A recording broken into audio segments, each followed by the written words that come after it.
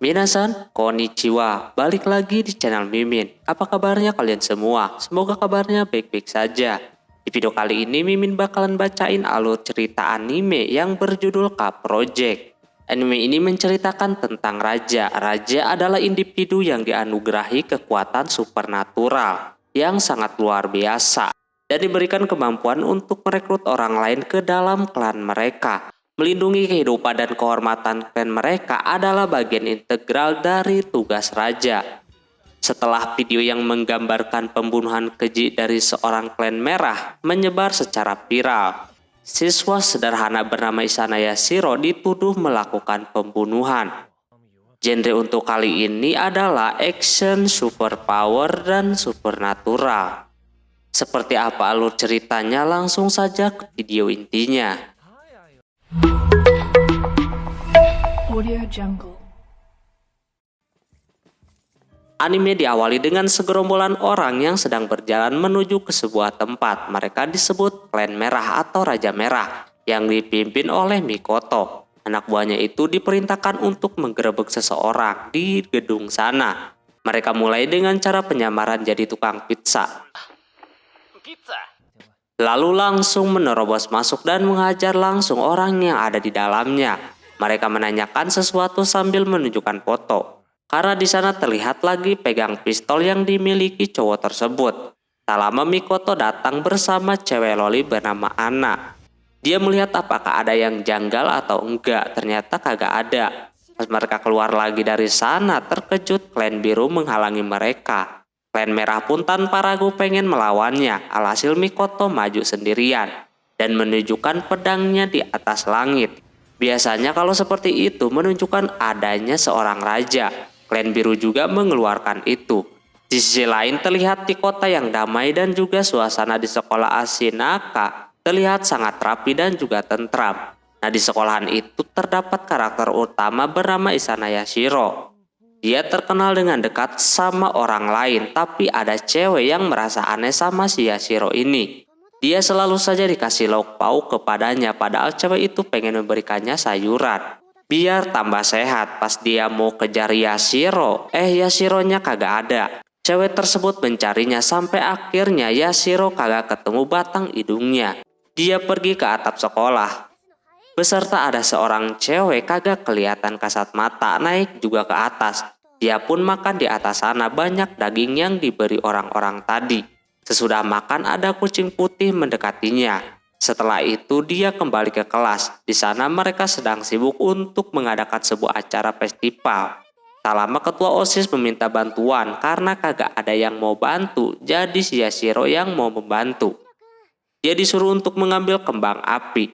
Nah, di sana dia kagak punya PDA atau HP agar bisa mengakses keluar masuk. Tapi Yashiro sendiri kagak peduli, dia mengambilnya. Alhasil dia pergi menggunakan catatan yang dikasih sama si cewek itu yang bernama Kukuri. Lalu dia keluar melalui pintu rahasia. Nah, pas di perjalanan tiba-tiba aja ada yang memantau si Yashiro. Dia langsung mengabarinya ke rekan-rekannya yang lain. Tak lain adalah klan merah. Di sisi lain juga ada orang bernama Kuro. Dia juga sedang memantau Yashiro sekalian orang-orang yang sedang mengejarnya. Ketika Yashiro sudah mengambil kembang apinya, tiba-tiba orang yang menggunakan skateboard bernama Yata langsung memukulnya. Untungnya Yashiro menghindar. Dia langsung aja pergi dari tempat tersebut sambil dikejar-kejar. Orang itu bersikeras untuk membunuh Yashiro sampai anak buahnya yang lain pun ikut turun membantu. Tak lama dia terkepung. Izumo juga udah mengeluarkan kekuatannya, tapi tiba-tiba aja Kuro menolongnya dan membanting si Yata. Lalu Kuro membawa si Yashiro pergi ke atas sana. Tapi Izumo menjalankan rencana B-nya. Dia menghack semua media elektronik agar menampilkan gambar yang sama. Yashiro yang diselamatkan bukannya dikasihani, dia malah bakalan dibunuh. Dia Kuro pengikut raja ketujuh yang sudah kagak ada. Dia mendengar kata-kata rajanya, jika ada raja ketujuh berkelakuan seperti iblis harus dia musnahkan. Di sisi lain gambar menampilkan seorang yang lagi merekam di malam hari, seperti tidak terjadi sesuatu. Namun tiba-tiba aja orang tersebut menembak yang sedang memegang kamera yang mukanya itu mirip banget sama si Yashiro. Yashiro yang melihat itu kagak tahu harus gimana. Disebut mirip iya, cuma dia kagak melakukan itu. Yashiro masih diancam seperti itu karena sudah terbukti di video kalau dia pelaku pembunuhan. Tapi Yashiro menyangkalnya karena dia sama sekali tidak melakukan tindak kejahatan. Mau kabur pun dia kagak bisa. Alhasil Yashiro pun pasrah, tidak ada cara lain lagi. Tapi sebelum itu dia mau bikin surat wasiat dulu untuk adik-adiknya. Dia berbohong kalau mempunyai 6 adik. Dia yang mengurus semua adiknya itu. Kalau dia meninggal, kemungkinan adiknya itu bakalan hidup sebatang kara. Lantas Kuro merasa tersayat hatinya. Jadi dia dengerin ocehan si Yashiro, yang ujungnya Yashiro mengerjai si Kuro dengan menggunakan petasan cahaya hingga dia hilang tanpa jejak. Dia pun langsung mencarinya, sedangkan dia masih di tempat masuk ke dalam boneka dan selamat. Sementara itu klan merah melakukan tindakan selanjutnya, yaitu mereka memasang foto si Yashiro. Kalau menemukan orang itu dapat 10 juta yen. Lantas para warga-warga langsung terkejut. Lalu Ana juga sudah menemukan di mana si Yashiro berada. Izumo langsung mengirimkan lokasi kepada rekan-rekan yang lainnya. Yashiro terus berjalan sampai akhirnya dia bertemu sama si Kuro. Berbarengan dengan Yata yang datang di waktu yang bersamaan. Demi mengulur waktu, si Yashiro mengadu domba kedua orang itu. Yang hasilnya mereka ribut dah berdua. Kali ini Kuro yang memenangkan pertarungan, tapi pas sama Kuro disamperin, Yashironya udah kagak ada. Tapi Kuro dapat petunjuk. Di sisi lain, jam sekolah udah habis. Mereka yang tidak ada keperluan acara bisa meninggalkan sekolahan. Nah, si Yashiro baru aja sampai di asrama dengan lemas seperti itu. Dia kagak tahu siapa orang-orang tadi dan juga video itu, tapi entah kenapa itu emang macam dia. Lalu tiba-tiba kucing itu berubah menjadi seorang cewek. Lantas Yashiro kaget, apalagi cewek itu tidak menggunakan pakaian. Dikasih alma mater pun kagak mau. Di sisi lain juga si Kuro yang mempunyai petunjuk langsung ke tempat target. Tak lama dia disamperin sama ketua OSIS, dia bakalan membantu si Kuro. Dia juga ngasih tahu kalau Yashiro tadi lagi keluar dulu. Tapi dia bakalan ngasih tahu asramanya. Keanehan si Yashiro masih berlanjut sama si Neko ini. Tak lama kemudian ketua kelas memanggilnya. Pas dia keluar kaget kalau yang datang itu adalah si Kuro. Dia langsung aja masuk ke asrama. Namun dia kaget ada Neko tanpa busana di sana. Momen tersebut dimanfaatkan mereka berdua untuk kabur. Neko memiliki kekuatan kayak memanipulasi gitu. Atau membuat ilusi sehingga Kuro beberapa kali dikerjain sama si Neko. Si Neko ini tidak kasat mata. Sama orang biasa kagak bakalan kelihatan. Ketika sudah tidak ada jalan buat kabur, lagi-lagi Neko membuat ilusi sehingga si Kuro tertabrak seperti itu. Mereka bertiga terus kejar-kejaran dari sore, malam sampai pagi. Baru mereka kecapean. Kebetulan di sana mereka bertiga kelaparan jadi mau makan dulu. Muka si Kuro juga udah kayak begitu. Cuma kelihatan si Yashiro ini kagak bisa masak. Kebetulan si Kuro membawa barang yang isinya alat-alat masak semuanya. Coretan di mukanya itu belum dibersihin semua. Jadi kelihatan melotot anjir. Yang akhirnya dia juga yang harus memasak.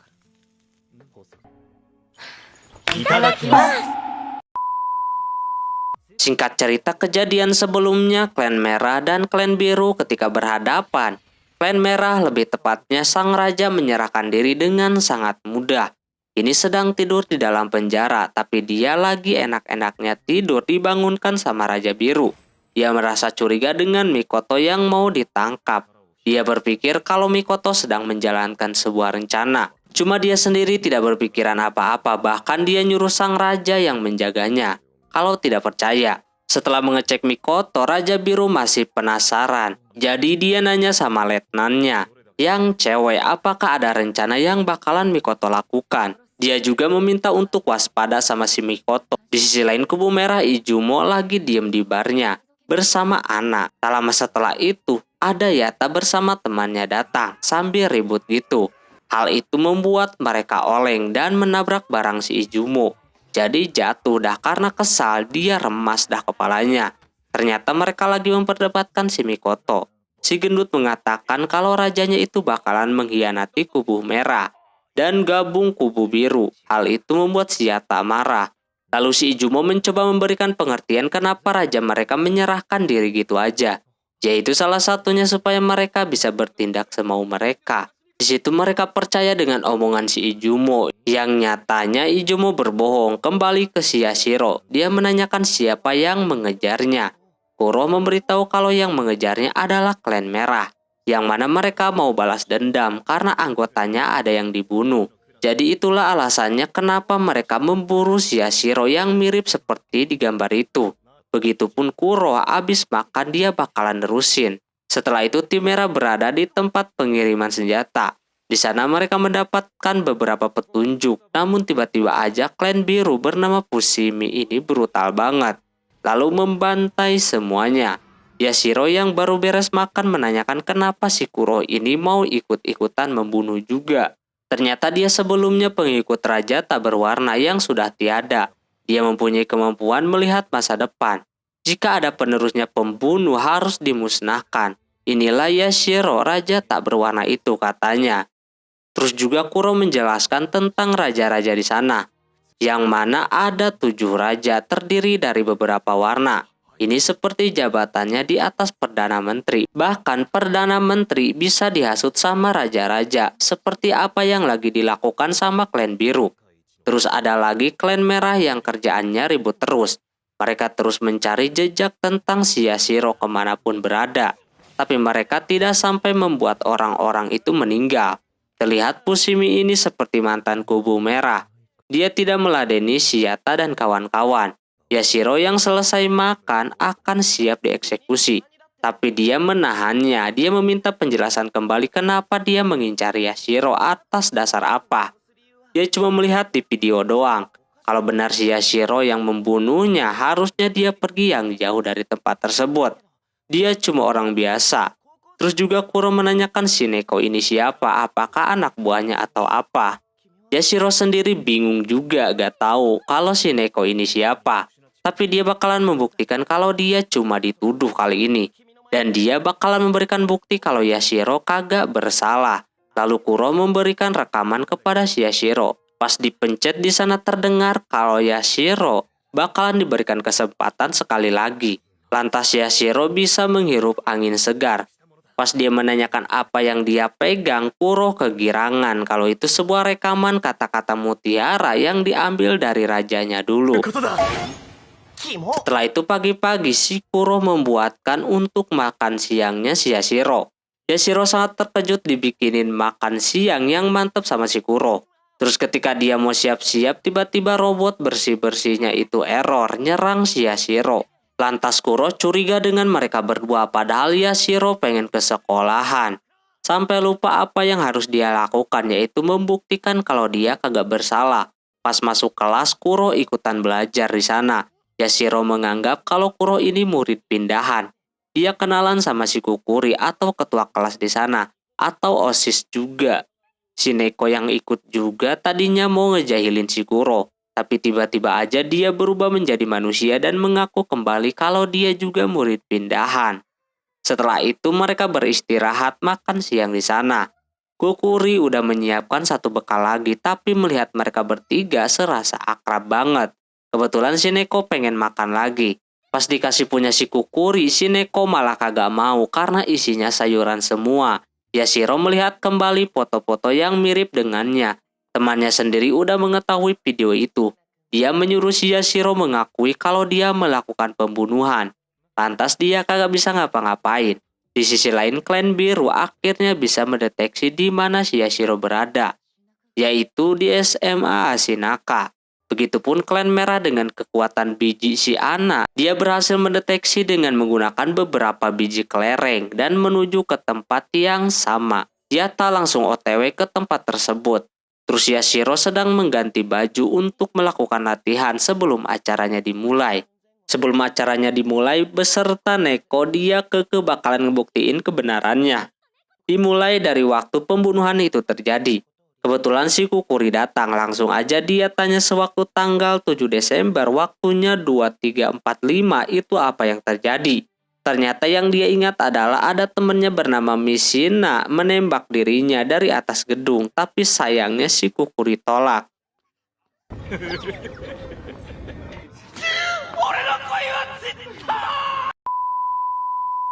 Yang diingat cuma itu doang. Kukuri tidak melihat ada si Yashiro juga di sana. Jadi dia cari petunjuk lain, yaitu ke OSIS yang dulu. Di sana dia pada jam yang hampir sama, mereka mengevakuasi si Mishina yang berada di atas tadi. Kagak ada si Yashiro juga di sana.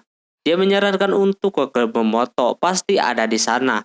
Klub Momoto pun pada saat itu terjadi sebuah kebakaran gitu akibat murid-murid juga. Dan di sana kagak ada Yashiro lagi. Lantas si Kuro udah kagak tahan lagi, pengen membunuhnya. Tapi Yashiro kagak mau nyerah. Tak lama datang Kukuri lagi, nyuruh nganterin barang ke kantor. Kuro gerak cepat menolongnya, sedangkan dia mau ke ruangan OSIS. Di situ si Yashiro punya ide. Setelah sampai kantor, Yashiro meminta daftar orang yang keluar gerbang tanpa izin pada tanggal kejadian pembunuhan itu. Pas keluar namanya di sana kagak ada nama si Yashiro. Lantas dia udah seneng dong, berarti bukan dia pelakunya. Tapi ketika dia mau beli minum buat si Neko, dia lupa harus pakai PDA. Kayak tanda pengenal gitu. Untungnya ada Kukuri, tapi berkat kehadirannya itu dia bongkar kalau si Yashiro ini suka lupa membawa PDA. Bahkan dia kagak punya sama sekali. Jadi kalau keluar gerbang tanpa PDA dan menyelinap itu kagak bakalan ketahuan. Kuro auto siap-siap, bisa jadi dia kagak ada di daftar itu, kabur secara diam-diam. Neko langsung menghalanginya, tapi si Yashiro kagak bakalan membiarkan itu. Dia juga udah siap-siap. Kuro pun mengingat masa lalunya yang membuat dia kagak bisa meneruskan itu. Yashiro bakalan membuktikan sama hal yang lain. Tapi Kukuri mengingat ketika kejadian itu dia berada di ruangan olahraga. Nah di sana kata Kukuri dia melihat Yashiro di sana pada jam 12:30. Jadi kemungkinan bukan dia karena pelaku udah di tempat yang seharusnya. Dia berhasil menang lagi kali ini. Kagak ada yang dikhawatirkan lagi.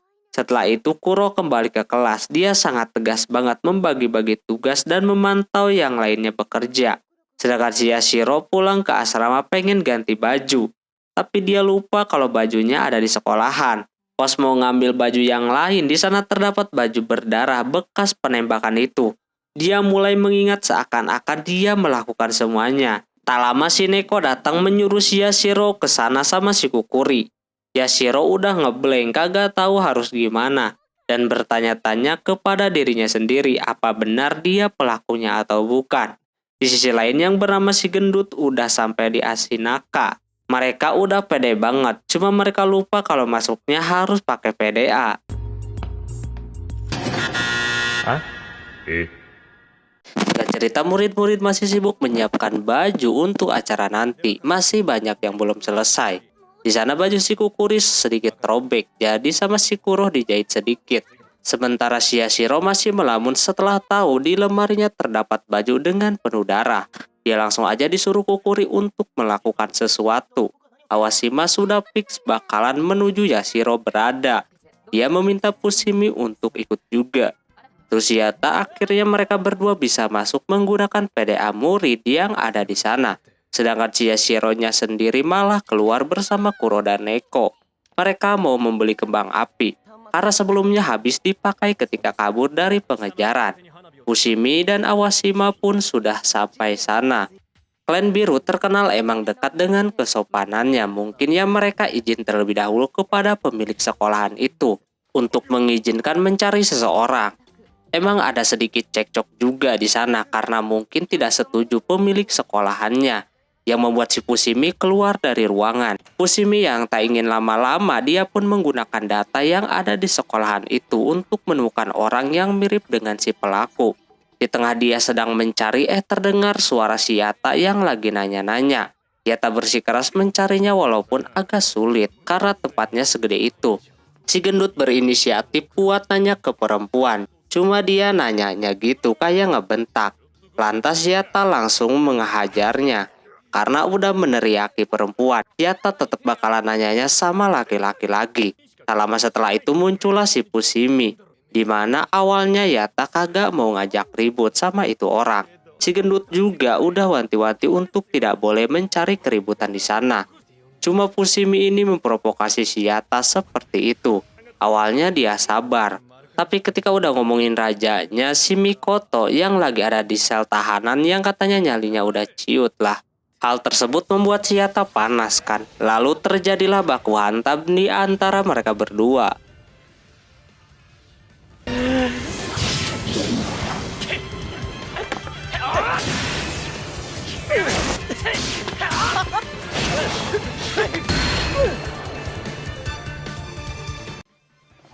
Perlu diketahui kembali dulunya Fushimi ini mantan kubu merah, otak dia masih belum sejernih kubu biru. Di dalam otaknya masih pengen ribut dan ribut, tapi anehnya kekuatan dia malah lebih bertambah anjir. Punya kekuatan dua warna. Sampai si Yata dibuat tidak berdaya, bahkan si gendut pun tidak bisa ikut campur. Ketika Yata udah ke titik di mana dia marah, dia mengeluarkan kekuatannya yang sangat besar. Tapi sayang di tengah itu Awashima yang gemoy itu memotong perkelahian di antara mereka berdua. Ada Awashima, suasananya tiba-tiba jadi adem dan menyuruh melanjutkannya nanti saja. Awashima kali ini melepaskan kedua orang itu. Sebelum pergi dia memberitahu keadaan Mikoto saat ini, yang jauh berbeda dengan omongan si Fushimi tadi. Setelahnya barulah itu orang berdua pergi. Secara terpaksa, Awashima melakukan itu. Biang keroknya adalah si Fushimi ini. Yata diobatin terlebih dahulu tangannya. Cuma sebelum pergi dari tempat itu dia pengen nanya ke satu orang lagi. Di sisi lain Awashima mengetahui kalau si Fushimi tadi mengakses data sekolah. Dia menanyakan anak itu yang ternyata ketika dia cocok-cocokin kagak ada yang cocok. Kemungkinan tidak ada di sana. Begitupun Yata, dia memberanikan diri nanya sama Kukuri padahal. Tapi anehnya Kukuri tidak mengenal sama sekali. Setelah itu Mikoto bermimpi ketika dia baru kehilangan anak buahnya bernama Totsuka. Sebenarnya kekuatannya itu dipakai untuk melindungi bukan menghancurkan. Tapi setelah kematiannya mana bisa dia tahan. Lalu dia terbangun. Di sisi lain Yashiro makan dulu karena si Neko kelaparan. Di sana adalah tempat anak-anak suka kumpul untuk makan. Yashiro masih aja melamun seperti itu. Ketika lihat di sekelilingnya terdapat banyak foto murid-murid di sana, tapi kagak ada foto dia, padahal dia sering ke tempat itu. Di sisi lain juga di bar Homura milik Izumo kedatangan pelanggan. Tanpa diduga itu adalah Awashima anjir. Minum di situ ngeri-ngeri sedap. Kalau ketahuan sama yang lain. Dia mesen minum dan juga dia menanyakan rencana klan merah sampai menyerahkan si Mikoto dengan sangat mudah seperti itu. Yang pastinya Izumo kagak bisa ngasih tahu detailnya. Cara mereka berdua bisa dibilang saingan. Awashima berasa aneh aja gitu. Ketika mau pulang dia melihat ada barang yang rusak di sana. Izumo menjelaskan itu kejadian beberapa tahun yang lalu sebelum si Mikoto menjadi raja.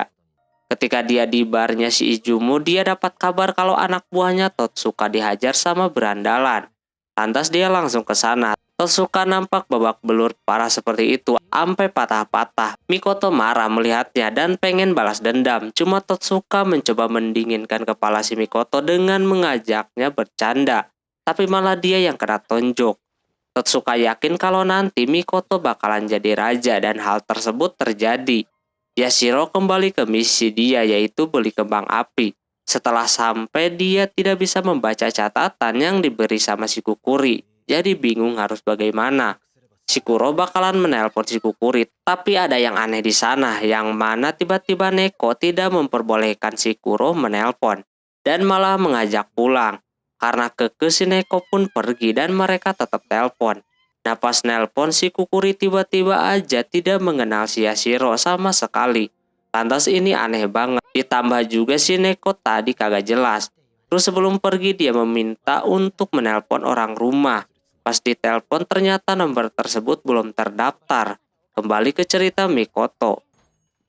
Setelah dia jadi raja, dia sering adu jotos melawan berandalan-berandalan. Totsuka seseorang yang santai yang kagak bisa ribut.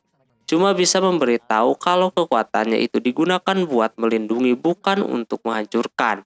Terus ke beberapa bulan selanjutnya, anggotanya udah mulai banyak. Kini Totsuka banyak yang nemenin, terutama Yata yang lagi ngajarin skateboard.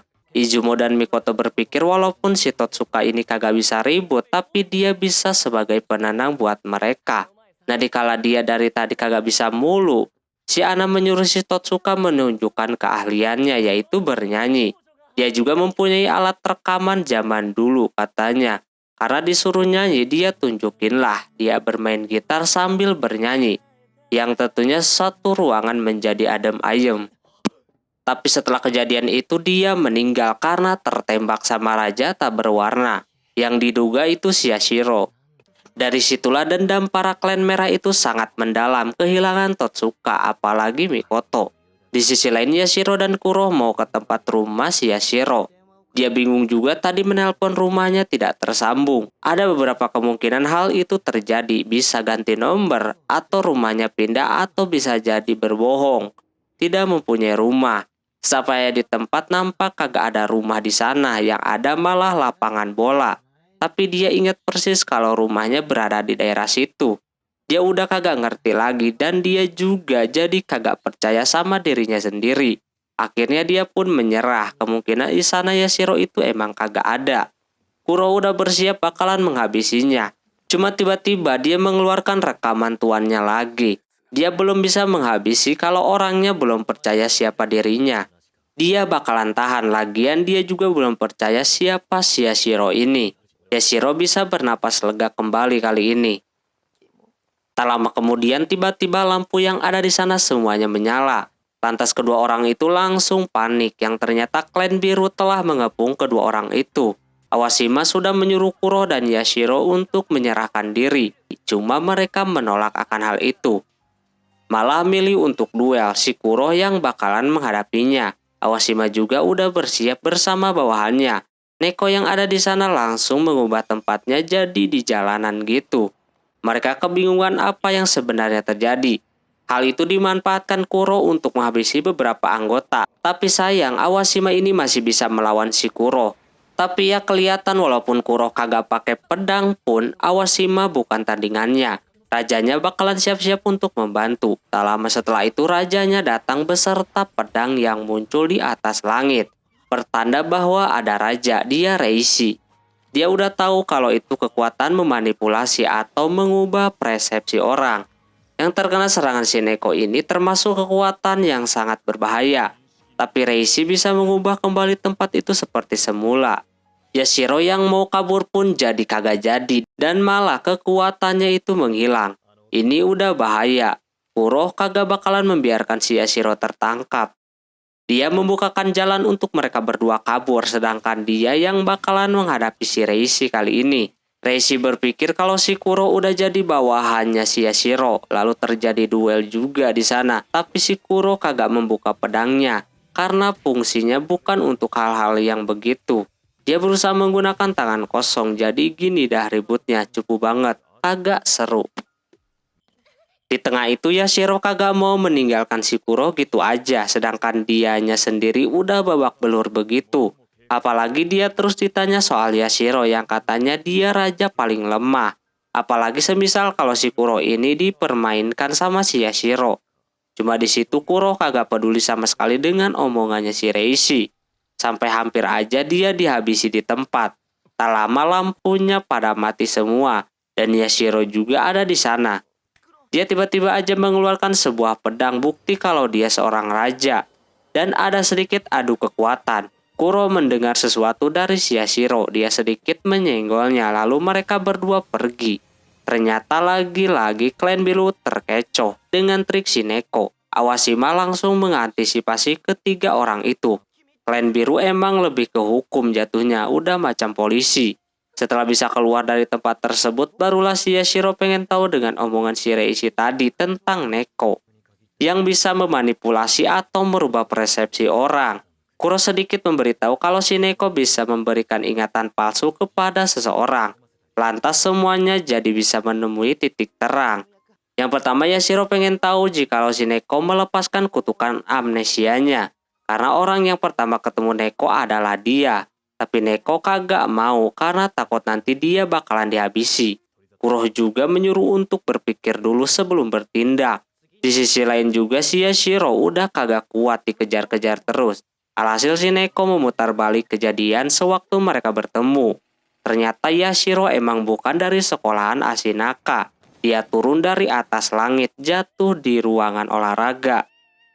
Dan di sana dia bertemu dengan Neko. Awalnya emang sedikit takut, tapi Neko melihat si Yashiro ini penyayang, jadi dia deketin.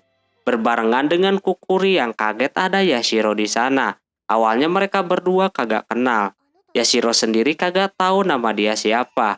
Disinilah Neko menggunakan kekuatannya supaya si Kukuri ini mengenal si Yashiro. Mungkin itu yang Neko perlihatkan ketika mereka bertemu pertama kali. Cuma si Yashiro pengen tahu sebelum itu terjadi. Neko masih ketakutan kalau diperlihatkan, karena Yashiro maksa dia perlihatkan dah. Ternyata Yashiro dijatuhkan sama seseorang yang bernama Weisman, Raja Perak yang berada di pesawat balon sana. Akhirnya si Yashiro mempunyai satu petunjuk. Setelah itu mereka berencana untuk kembali ke sekolahan.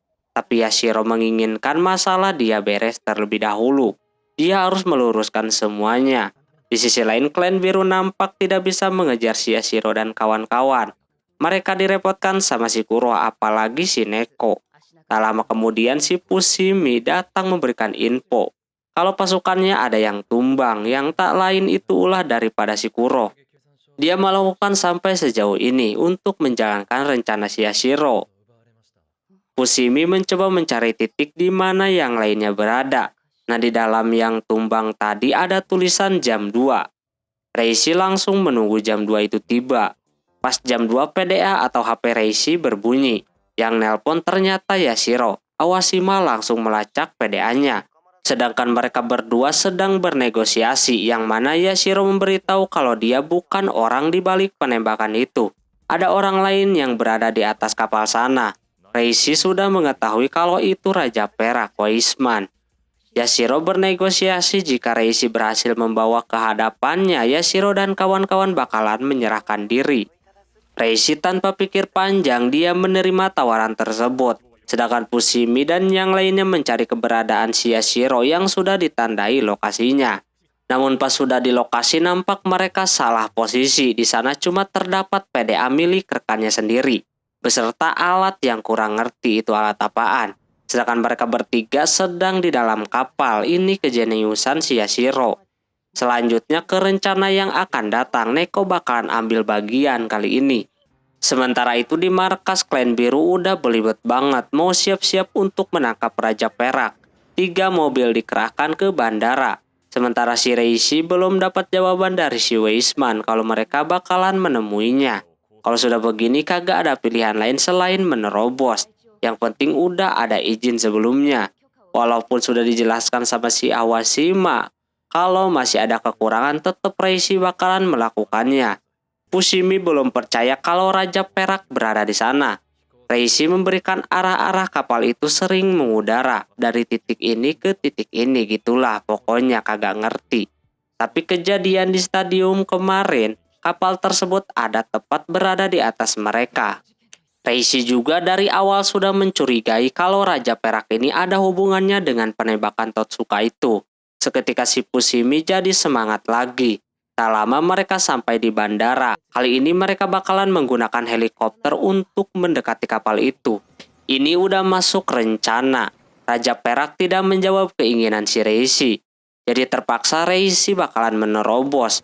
Ini tinggal ke rencana selanjutnya. Entah bagaimana mereka bisa mendapatkan satu helikopter dan masuk ke dalam barisan. Setelah semuanya bergerak, mereka mulai mendekati kapal tersebut. Dan inilah penampilan Weisman sang Raja Perak yang lagi dansa. Dia sudah menantang para helikopter di sana. Di sisi lain, Yashiro pengen tahu tentang Raja Perak. Kuro belum pernah bertemu, tapi dia tahu dari mantan rajanya. Raja Perak itu adalah raja pertama walaupun sebenarnya ada Raja Emas. Jadi Raja Perak menjadi penguasa udara sementara Emas jadi penguasa daratan. Dikala lagi cerita, Fushimi memarahi helikopter yang mereka naikin. Dikira itu masih rekannya sendiri dan si Neko yang bosen mencet-pencet yang aneh-aneh. Kuro takut nanti kalau bisa mendarat Raja Emas ikut campur. Dan tiba-tiba aja si Neko kegirangan lalu membelokkan helikopternya ke arah kapal tersebut. Padahal belum ada aba-aba. Sebelum kena kapal itu secara mengejutkan si Weisman menghancurkan kapalnya bersama dirinya sendiri. Singkat cerita, pada tahun 1945, Weisman adalah seorang ilmuwan. Dia melakukan uji coba menggunakan tikus, yang mana ada tikus biasa aja dan tikus yang berbeda yang dibawa sama si Weisman. Dia mau memperlihatkan cara kerja orang-orang raja itu bisa mendapatkan kekuatannya. Namun di tengah itu ada yang merah menghancurkannya. Berbarengan dengan kakaknya datang ke sana memarahi si Weisman karena udah melakukan uji coba, apalagi dia menggunakan uang yang bukan miliknya sendiri. Setelah itu bulan Aprilnya terjadi perang. Kota yang ditempati si Weisman dihancurkan begitu saja, yang menewaskan banyak korban, terutama kakaknya sendiri. Tentunya luka yang sangat amat dalam buatnya. Alhasil setelah kejadian itu, dia mempunyai rencana dia bakalan mengudara menggunakan pesawat yang dia punya. Di posisi saat itu dia udah jadi Raja Perak. Di sisi lain helikopter yang dinaiki Yashiro hancur dan juga kapal milik si Weisman. Cuma Weismannya keburu diambil sama orang-orang yang menggunakan topeng.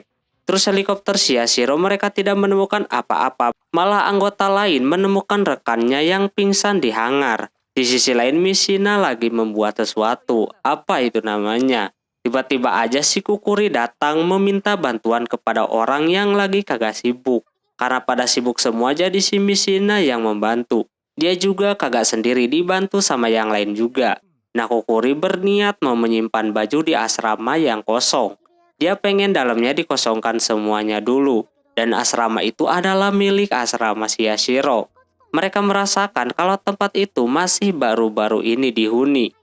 Pengaruh Neko kemungkinan udah hilang, jadi kagak inget sama si Yashiro semuanya.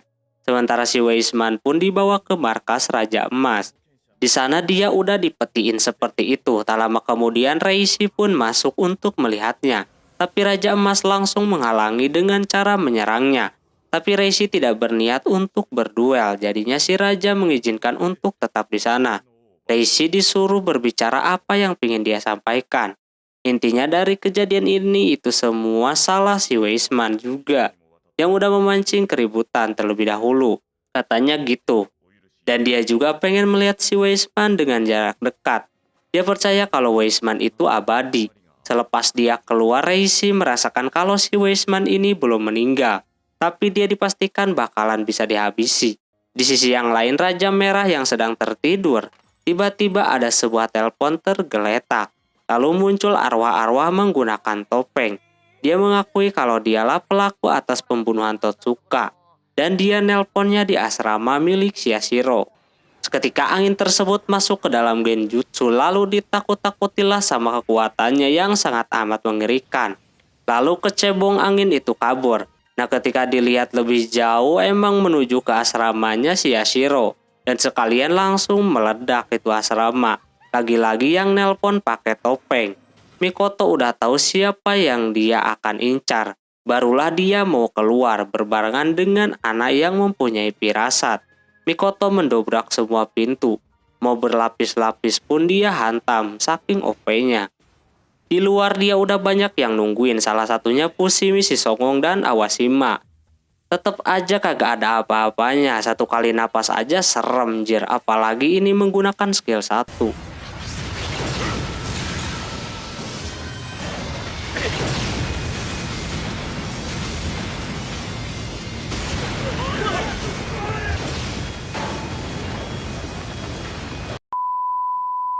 Langsung auto ciut nyali si Fushimi, kagak bisa melawan lagi. Para bawahannya pun udah nungguin di sana. Ternyata yang direncanakan si Mikoto itu adalah ini, menunggu petunjuk di mana orang yang dia cari itu berada. Dan ada di sekolahan Ashinaka. Terlihat orang-orang itu udah kagak mau nyerang jir. Tahu diri kekuatannya terlalu besar untuk dilawan, lalu mereka pun pulang. Di sisi lain, Kukuri yang sedang ngangkat barang melihat ada pedang di luar. Raja Merah beserta bawahannya bakalan langsung menggerebek sekolahan tersebut. Mereka membuat murid-murid yang ada di sana pada panik sama ledakan dan juga runtuhnya beberapa bangunan. Izumo mencoba menenangkan murid-murid untuk tenang karena mereka cuma mau nyari satu orang aja. Semua bawahan langsung dikerahkan untuk mengecek semua murid dan juga dikasih fotonya biar bisa nyerahin diri. Kemungkinan karena mantra Shinekoja udah hilang, jadi orang-orang tidak mengenali si Yashiro lagi. Ketika mereka lagi beroperasi, Yatta yang memantau melihat kalau ada Raja Biru juga ada di sana. Cuma mereka masih di luar batas pulau itu. Izumo memerintah yang dekat gerbang untuk menjaganya. Sedangkan kubu biru masih menunggu aba-aba. Terus juga si Awashima meminta maaf karena telah melepaskan si Mikoto yang begitu kuat. Kagak bisa dilawan. Reishi kagak masalah akan hal itu. Dia melihat situasi Raja Merah yang lagi mengepung murid-murid yang berasa berbahaya. Bisa-bisa terjadi perang sama kubu biru. Apalagi kalau yang mereka cari itu Raja tak berwarna. Yang mana kekuatannya itu belum diketahui, yang pasti unik dan bisa memecah belah. Reishi bakalan menyerahkan komando kepada si Awashima, sedangkan dia masuk duluan. Seketika turun salju, Ana langsung ke tempat si Mikoto untuk menghangatkan tubuhnya. Izumo terlihat sedang menelpon dengan seseorang. Dia menyuruh Shiata untuk tetap berjaga di sana.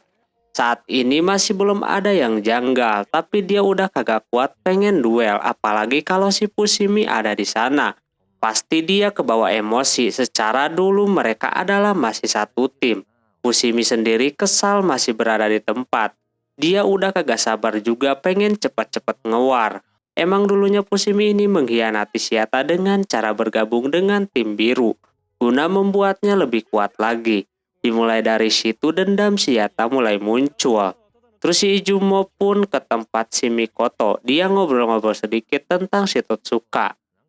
Yang mana itu orang biasa tapi omongannya dibikin bener. Sekarang aja si Mikoto jadi raja beneran. Dikira itu cuma lelucon si Totsuka aja. Nyatanya terjadi. Karena Mikoto bakalan ada hal lain, Izumo meminta Ana ikut dengannya. Sedangkan Mikoto berjalan menuju hutan. Di sana dia bertemu dengan Raja Biru. Mereka ngudut bareng di sana sambil ngobrol santai. Yang mana Reishi meminta si Mikoto untuk mundur dan tidak menakut-nakuti murid yang tidak berdosa. Dia juga menawarkan kalau orang yang dimaksud yang pengen dibunuh Mikoto itu mau dibunuhin sama si Reishi. Emang ide yang bagus, apalagi sekarang pedang Mikoto udah mau hancur.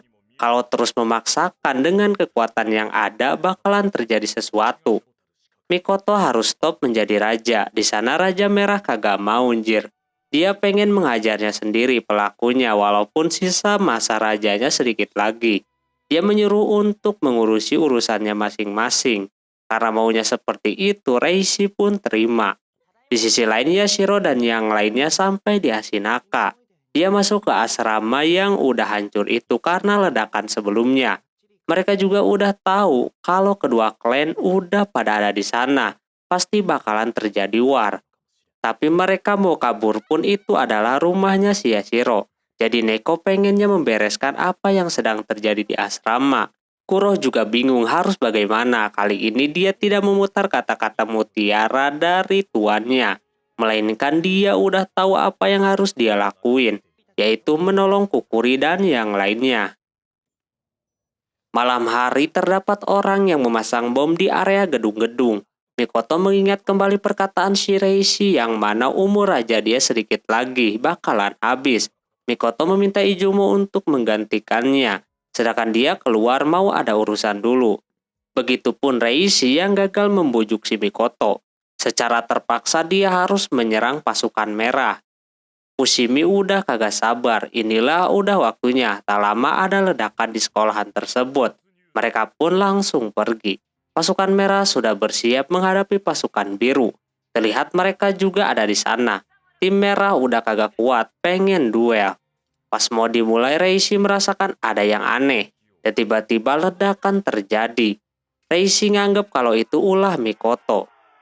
Dia menyerahkan anak buahnya kepada si Awashima untuk memimpin war. Sedangkan dia ke sumber ledakan tersebut. Di sana ada pasukan merah yang mau tertimpa, dia tolongin. Tapi orang itu malah menusuknya. Ledakan terus terjadi di mana-mana padahal klan merah tidak melakukan hal itu. Terus Ana merasakan ada yang janggal. Ketika dia lihat di atas gedung ada yang menembakinya. Itu orang dari klan biru. Situasinya semakin sulit, tapi Ana udah mengerti dengan situasinya. Sayangnya dia harus pingsan. Di sisi lain, murid-murid pada ketakutan. Kukuri yang berada di sana melihat ada klan biru mendekatinya. Tapi untung aja ada Kuroh membantunya. Mereka akhirnya bisa bertemu Kukuri dan menyelamatkannya, ya walaupun emang ingatan dia udah hilang dan kagak mengenali Shiyashiro. Ketika mau pergi, Mikoto ada di sana. Akhirnya dia ketemu juga sama Shiyashiro. Mikoto udah kagak tahan lagi untuk membunuhnya. Tapi hal itu dihalangi sama si Kuroh. Tapi ya gitu, lemes njir. Udah diubah tempat pun malah si Mikoto tambah murka. Lalu menyuruh Shiyashiro bersembunyi. Mikoto makin panas. Terjadi duel lah di antara mereka berdua. Karena mungkin Mikoto udah marah, dia keluarin semuanya.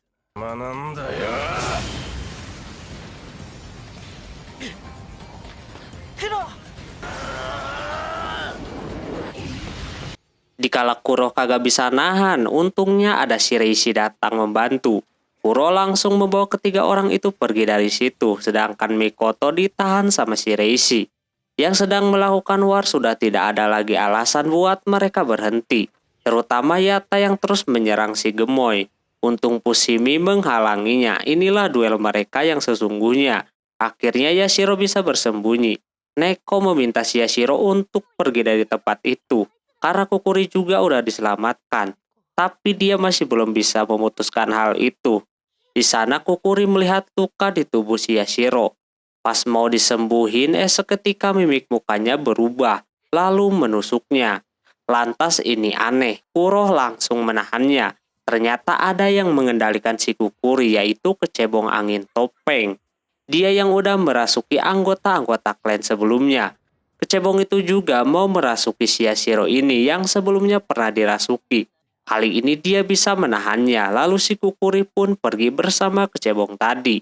Lalu di dalam pikiran Shiyashiro mengingat kejadian ketika tahun 1945, yang mana itu ingatan si Weisman semuanya. Tak lama setelah itu Shiyashiro terbangun kembali, lalu mengeluarkan cahaya. Raja Biru dan Merah yang lagi sengit ribut melihat cahaya tersebut. Semua tertuju kepada cahaya itu yang makin lama membentuk sebuah pedang. Bukti kalau ada raja. Yang ternyata di dalam tubuh Shiyashiro terdapat jiwa Raja Perak atau Weisman.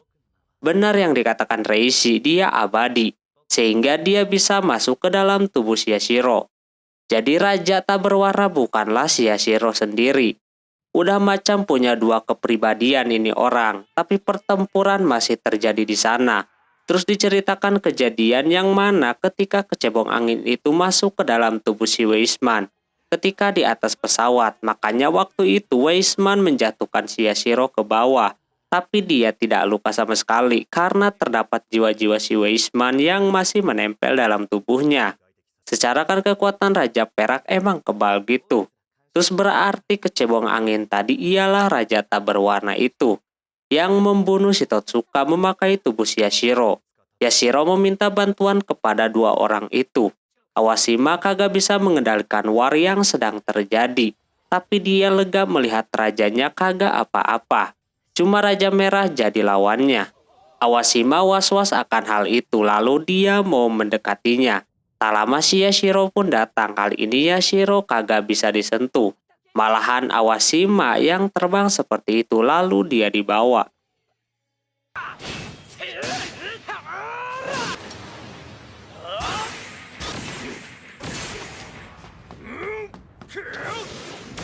Di tengah keributan si Kuroh datang. Dia sebenarnya kagak mau ngajak ribut. Dia cuma mau memberitahu untuk berhenti ngewar. Walaupun udah bawa-bawa Raja Perak, orang-orang itu tetap mau nurut sama rajanya masing-masing. Dia pun menjelaskannya secara panjang lebar. Di sana tujuan kedua klan itu untuk apaan. Karena banyak ceramah, Fushimi dan Yata kagak mau berhenti. Jadi dijabanin dah. Di sisi lain, Ana terbangun. Dia menyadari kalau ada yang datang dan benar saja. Yashiro ke sana. Ana meminta Izumo untuk tidak menyerangnya. Tak lama ada telepon masuk ke si Izumo. Pas diangkat itu Raja Emas yang mau mengobrol sama si Yashiro. Di sisi lain, duel mereka makin panas.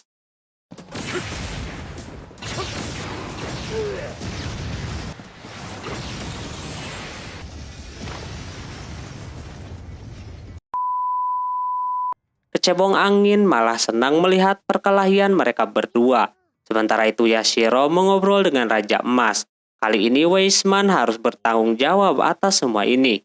Dia bakalan melakukan sesuatu untuk menghentikan yang terjadi sekarang. Ternyata tanpa disadari Raja Emas itu adalah letnan yang dulu pernah sama si Weisman terus. Dia bakalan menerima keputusan si Weisman untuk melakukan rencananya. Izumo dan Awashima juga udah menyiapkan jalan untuk mengevakuasi para murid. Nah, di sana Weisman dan Yashiro meminta Neko membantunya sekaligus merekrutnya sebagai anggota. Karena dia baru pertama kali punya anggota, sebelumnya dia di atas mulu kan ya. Dia pun mau bantu. Dikala murid-murid udah cemas, panik dan lain-lain, datang si Yashiro menenangkannya. Dia membagi-bagi jadi banyak seperti itu, biar bisa langsung memberitahu kepada semua orang untuk ke tempat yang sudah ditentukan. Teman-temannya sulit untuk mengenali si Yashiro ini, dan juga dia menemukan keberadaan kecebong itu. Sesudahnya Neko pun lemas, udah mengeluarkan banyak kekuatan. Sekarang gilirannya untuk melakukan tugasnya. Yashiro kagak bisa menjanjikan apapun kepada mereka. Di sisi lain kecebong itu sedikit lagi bakalan mencapai tujuannya. Dia pengen menguasai semua raja. Emang udah agak gila itu orang. Setelah itu pertarungan masih belum selesai, masih belum ada pemenangnya. Begitupun Kuroh melawan dua sekawan itu. Padahal tinggal mereka berdua aja yang lagi duel, yang lain pada ke tempat evakuasi. Dulu emang kedua orang ini deket banget, mereka berdua dapat tawaran untuk menjadi bagian si Mikoto oleh si Izumo. Mereka berdua pun diangkat sama si gendut lalu dibawa ke tempat evakuasi. Yashiro juga muncul pada saat yang bersamaan. Dia bakalan langsung ke rencananya. Tapi sebelum itu, Kuroh mau daftar jadi anggota Raja Perak. Dia berat hati harus move on sama raja terdahulunya. Di sisi lain, kecebong itu masih memperhatikan duel kedua raja. Dia berniat untuk mengambil semua kekuatan raja-raja, biar dia sendiri yang jadi raja. Namun tidak semudah itu, Yashiro dan Kuroh keburu datang. Orang itu udah kagak bisa merasuki orang-orang lagi karena semuanya udah dievakuasi. Kuroh langsung mengejarnya kembali, tak berselang lama dia tertangkap. Baru kali ini si Kuroh mengeluarkan pedangnya. Karena ada penerus rajanya itu macam iblis, jadi dia harus menghabisinya. Tapi hal itu dihalangi sama si Yashiro. Jadinya dia yang kemasukan kecebongnya lagi. Yashiro ternyata sengaja melakukan itu, dia masih bisa mengendalikannya. Weisman harus bertanggung jawab akan hal ini. Apalagi kepada raja yang tidak berwarna ini, dia pun memasukkannya ke dalam tubuhnya. Sesudah itu tinggal mengurus kedua raja yang sedang ribut. Kuroh melarang untuk ke sana. Perlu diingat dia raja abadi. Dia sebagai raja pertama harus melakukannya. Kuroh diperintahkan untuk pergi dari sana. Kecebong itu masih bisa mengendalikan tubuh si Yashiro. Lalu Yashiro pergi, dia dulu menjalankan eksperimen kerjaan ini untuk kebaikan. Tapi malah dilihat dari sekarang malah banyak raja yang berjalan secara sendiri-sendiri. Yang dievakuasi sudah lengkap semua, mungkin Kukuri yang belum ada. Di sana Yata juga sudah kembali dan dimarahi karena kagak tenang. Kini tinggal menunggu apa kelanjutan dari si Yashiro. Ketika kedua orang itu sedang duel, Yashiro muncul di tengah-tengah mereka, lalu mengeluarkan si raja tak berwarna itu. Sehingga Mikoto pun merubah arahnya ke arah si Yashiro.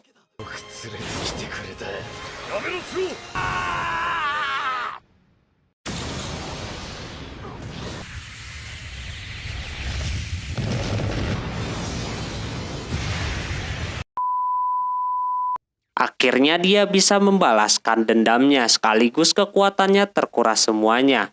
Ini jadi detik-detik si Mikoto kehilangan jabatannya menjadi raja dan pedangnya bakalan runtuh. Tapi sebelum itu terjadi, Reishi membunuhnya terlebih dahulu. Jadi agar rada aman, nampak Mikoto ngomong dulu sama si Reishi. Para anggota yang lain langsung merasa kehilangan tentunya, beda dengan si Reishi pulang dengan selamat. Tugas dia selesai.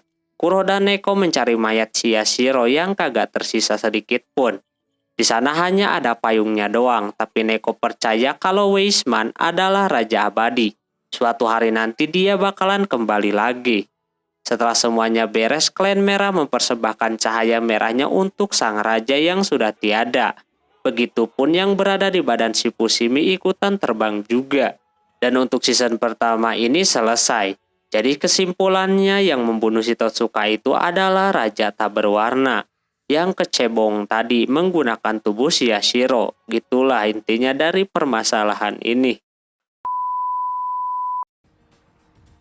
Film diawali dengan kembali membayangkan di masa lalu yang mana tim biru dan merah ini sudah lama emang kayak musuhan gitu. Tujuan mereka berbanding kebalik. Alhasil inilah yang terjadi, kedua kubu itu mau melakukan war satu sama yang lain. Entah tujuan mereka apaan sampai harus war seperti itu. Fushimi udah kagak tahan pengen melawan temennya bernama Yata atau Misaki. Tanpa berlama-lama kedua kubu tersebut auto duel 1 lawan 1. Tentunya kapten mereka Mikoto sama Reishi, terus Yata dengan Fushimi yang kelihatan seru banget. Dan yang terakhir Awashima dan pakai kacamata. Nampak emang kedua orang ini udah deket banget, tapi namanya rival udah susah. Ditambah itu cewek mantep banget, dah ampe kebuka kayak gitu saking semangatnya. Setelah lama berduel, akhirnya inilah awal mula dari season kedua ini. Terlihat ada seorang bocil di atas sana bernama Sukuna. Dia melihat ada Kuro dan Neko yang lagi jalan-jalan. Terus dia mengeluarkan HP-nya, terus membuka sebuah website dan memerintah kepada orang-orang untuk menghancurkan si Kuro. Ketika Kuro yang lagi jalan santai, tiba-tiba ada orang ngasih burung warna hijau. Neko sengaja mainin burung tersebut karena imut, taunya burungnya meledak. Setelah kejadian itu tim biru langsung menyelidiki apa yang terjadi di kota tersebut. Mereka pada tahu dari korban tersebut adalah Kuro dan Neko. Tapi untungnya mereka bisa kabur dari ledakan tersebut. Di sana Fushimi mempunyai petunjuk tentang kasus tersebut. Yaitu sebuah website yang mana ini macam game bernama Jungle. Yang mana ini game nyata banget. Seperti bocil tadi menyuruh orang yang bermain game itu untuk membunuh seseorang. Nanti kalau berhasil dia bakalan dapat poin. Dia bilang kalau ini ulah dari klan hijau. Sementara itu kubu merah setelah ditinggalkan rajanya bernama Mikoto, kini penggantinya adalah si anak yang sedang tertidur. Mereka juga mengetahui kejadian ledakan di kota itu. Ada anggotanya yang semalam bertemu dengan si Awashima, cuma emang enggak terjadi bentrok. Dia cuma menggodanya doang. Tak lama setelah itu ada yang mengirim sesuatu ke dalam laptop milik anggota tim merah. Mereka langsung terkejut semuanya. Ternyata isinya adalah semacam video game yang mereka adegan gimana si Totsuka meninggal dan juga rajanya tim merah. Nampak seperti mencela gitu. Yata tentunya kagak terima dengan semua itu. Dia memenuhi undangan untuk datang ke tempat yang mereka udah tentukan. Sesampainya di sana yang ada malah si Fushimi. Mereka berdua merasa ketipu datang ke tempat itu. Bukannya pada nyelesain misinya, mereka berdua malah ribut. Udah kagak ngerti lagi dah sama dua orang ini. Untungnya rekan-rekannya pada datang juga, jadi kagak diterusin. Kedua klan tersebut sekarang berebut siapa yang bakalan melawan klan hijau yang udah keterlaluan ini. Sampai akhirnya para player yang memainkan game Jungle mengelilingi mereka semuanya. Nampak mereka mengincar orang-orang yang punya nilai yang gede. Mereka juga belum tahu kalau yang di bawah itu memiliki kekuatan semuanya. Jadi diledakin pun kagak ngaruh sama sekali. Mau nggak mau kedua tim tersebut melawan para kroco player tersebut.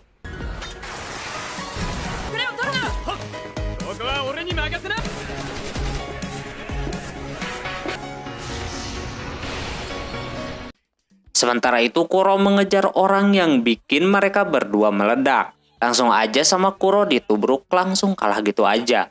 Kuro kepo siapa yang memerintahnya melakukan hal tersebut. Tapi orang itu kagak menjawab dan malah game yang dia mainkan misinya gagal. Dan XP yang dia kumpulkan hangus semuanya. Kekuatannya pun hilang seketika. Lantas Kuro udah kagak peduli lagi, tujuan mereka saat ini adalah mencari Shiro. Setelah kejadian waktu itu dia belum juga datang kembali. Tim hijau merencanakan supaya tim biru dan tim merah bersatu. Tapi sayangnya Raja Perak belum juga muncul. Di sisi lain Shiro yang ada di atas langit mulai mau turun lagi. Kini udah kedua kalinya dia turun ke bumi. Kali ini dia bakal melakukan apa yang dia pengen lakuin. Sementara itu si Kuro ke markasnya tim biru untuk bertemu dengan si Reishi. Dia berterima kasih karena Kuro udah menangkap pelaku yang bermain game jungle itu. Di situ Reishi menceritakan sedikit tentang website game tersebut, yang mana itu game bernama Jungle. Jadi ada rankingnya gitu, yang terendah itu rankingnya E. Nah yang tingginya itu ranking J. Yang mana kalau rankingnya udah tinggi, nanti bisa ada kesempatan bertemu dengan Raja Hijau bernama Nagare. Yang ikutan itu game bakalan dikasih kekuatan sementara, sebaliknya kalau gagal nanti kekuatannya bakalan hilang dengan sendirinya. Dan tujuan dari tim hijau itu adalah bertemu dengan Raja Perak. Makanya mereka saat ini mengincar si Kuro.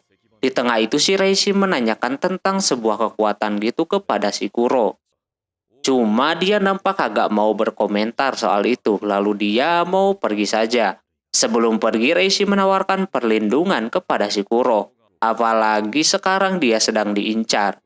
Ditambah dia kagak punya kawasan juga. Kuro menolaknya karena walaupun kagak punya kawasan, dia masih punya tempat untuk pulang. Terus Reishi pun mengunjungi si Fushimi untuk menyuruhnya mengikuti si Kuro karena takut diincar lagi. Kuro yang mau pulang ketemu dengan seseorang yang mempunyai kucing hitam. Tak lama Awashima datang. Dia pengen ngobrol sama orang itu. Awashima mau menanyakan apa yang harus dia lakukan sebagai tangan kanan raja ketika rajanya udah mau habis jabatannya. Karena orang itu sendiri adalah mantan daripada tangan kanan Raja Biru sebelumnya. Dia udah tahu kalau si Reishi ini pedangnya udah mulai hancur, makanya sekarang dia suka berdiam diri di sebuah menara.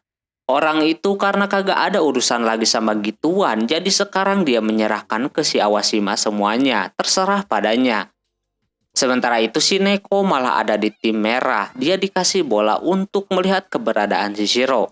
Dia melihatnya tapi cuma sepintas doang. Emang bola milik anak itu dirancang untuk melihat seseorang gitu. Dikala di situ pada damai, Shiata malah risih dengan adanya si Neko di markasnya. Padahal yang lainnya kagak mempermasalahkan itu. Pokoknya di situ ngobrol-ngobrol. Sebenarnya Neko diajakin ke markas klan biru.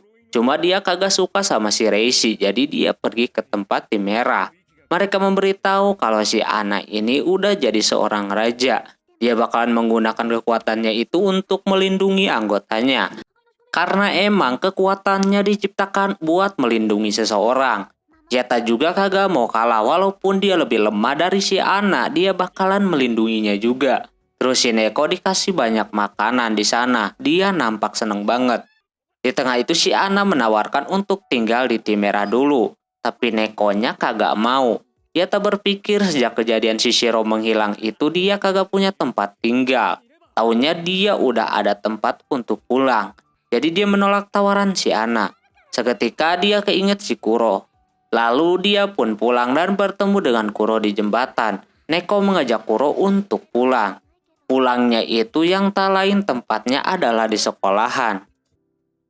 Setelah itu bocil bernama Sukuna itu kembali ke markas. Dia berhasil membuat kedua kubu itu keluar untuk menghadapi klan hijau. Di sana terdapat seniornya si Kuro bernama Yukari. Mereka berdua udah merasa boring sama misinya yang sangat mudah ini. Orang berdua ini pengen ikutan bertarung juga. Tak lama rajanya pun muncul bernama Nagare. Dia mempunyai rencana lain dan maksud lain. Si Sukuna melakukan misinya itu. Setelah ini dia pengen mengetahui sesuatu dari Raja Perak. Jadinya dia menyuruh si Yukari untuk mencari si Kuro, juniornya. Dan juga dia meminta untuk membawa si Neko ke markasnya. Sukuna pun pengen ikut juga. Di sisi lain di markas klan merah, Shiata diperlihatkan di website game kalau dia masuk ke dalam perburuan orang-orang yang main game tersebut. Nilainya kalau ngalahin dia 3.000 doang. Beda 1.000 dengan rivalnya yaitu si Fushimi. Dia agak kesal ada Fushimi juga di sana. Terus si Ana pun mau keluar. Mau bertemu dengan si Neko. Ada barang dia yang ketinggalan. Ia tak bersedia untuk memberikannya kepada si Neko. Dia siap aja kalau harus membawa apa aja yang ternyata barangnya itu dalemannya si Neko. Mau nggak mau karena udah terlanjur ya tak bawa dah. Si Nekonya sendiri lagi mau makan sama si Kuro di asrama milik si Shiro. Mereka nampak sangat menikmati makanannya, tapi di sekelilingnya berantakan banget. Neko yang selalu mengingat si Shiro, apapun tentang Shiro dia bawa barang tersebut. Karena dia yakin kalau Shiro ada di dekatnya saat ini. Si Yukari udah sampai di sekolahan buat bertemu dengan si Kuro. Namun tak lama si Sukuna merasakan ada sesuatu. Dia langsung memberikan si Kuro kepadanya. Dia tak mulai berangkat ke sekolahan untuk memberikan dalemannya itu. Sesampainya di dalam sana dia kaget kalau ada si Fushimi juga. Fushimi mengira klan merah bakalan menguasai sekolahan lagi. Taunya bukan. Terus tiba-tiba aja Fushimi melemparkan pisaunya ke arah si Yatta.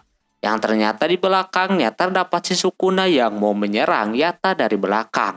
Untung Fushimi sigap. Di sisi lain si Kuro bertemu dengan Kukuri. Bahwasanya ada yang mengiriminya surat. Nampak itu misi dari jungle juga. Pas dia baca ternyata benar itu surat dari si Yukari yang pengen ketemuan. Si Kuro pun mau nggak mau harus ke tempat itu. Tempatnya berada di jembatan. Terlihat kedua orang itu seperti menyimpan rasa dendam pada diri mereka masing-masing. Tak berlama-lama mereka berdua langsung duel.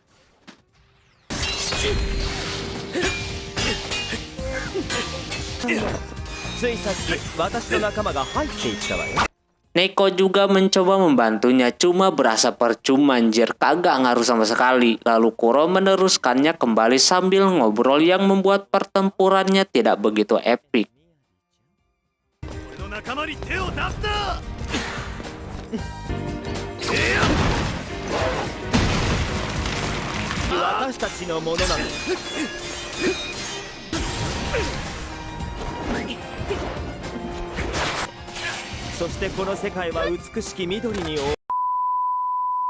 Tak lama kemudian si Kuro pun harus mengakui keunggulan seniornya itu. Dia udah terpojok seperti itu, Neko juga kagak bisa ngapa-ngapain apalagi dia mau dibawa sama si Yukari.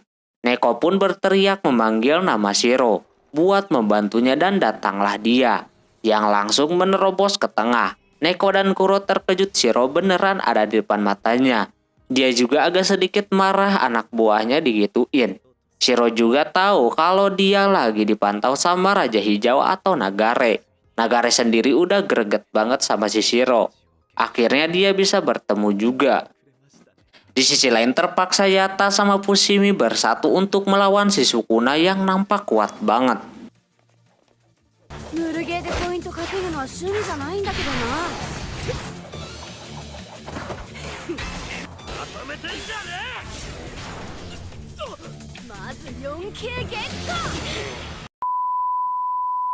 Dia melihat kalau ada Raja Perak di sana, pertanda kalau ada Raja Perak di sekitarnya.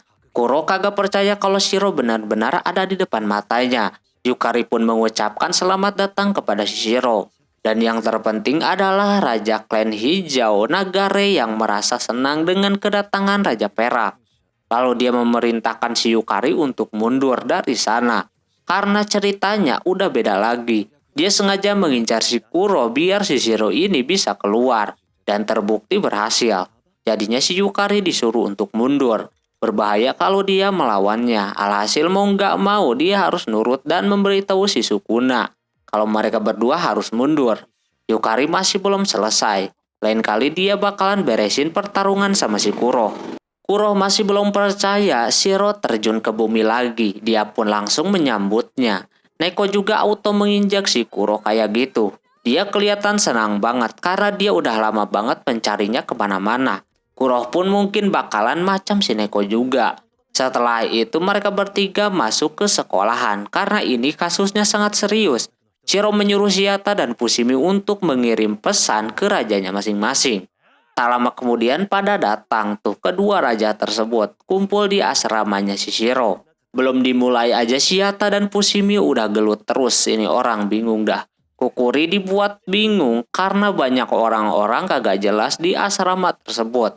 Shiro langsung aja memberitahu tentang kejadian saat ini. Yang pertama, dia perlu menyampaikan bahwasannya Raja Emas sudah tutup usia. Makanya sekarang klan hijau berani keluar. Dan gak ada yang bakalan ngehalangin mereka. Melihat situasi saat ini klan hijau melibatkan ketiga klan tersebut. Apalagi sekarang Raja Perak yang jadi sasarannya. Shiro mau mereka bertiga bekerja sama. Pertamanya Reishi dia tidak keberatan sama sekali kalau harus bergabung. Yang lain auto kaget dengar itu. Ana juga bakalan ikut gabung juga, kagak ada salahnya demi mencapai tujuan yang sama. Dari situ ketiga raja sepakat untuk bergabung. Setelah kesepakatan itu dibuat terlihat lebih damai lagi. Setelahnya si Shiro mau mengobrol sama si Reishi. Dia menanyakan tugas si Reishi sekarang yang nampak menggantikan tugas dari Raja Emas, yaitu melindungi Stales, sebuah kekuatan yang sangat luar biasa. Reishi sudah bisa mengoperasikan Stales tersebut dan juga sepertinya dia pengen menjadi Raja Emas yang selanjutnya. Si Shiro pengen menjaga Stales tersebut juga. Cuma Reishi kagak mau percaya sama si Shiro yang hidupnya cuma bisa diam di langit doang.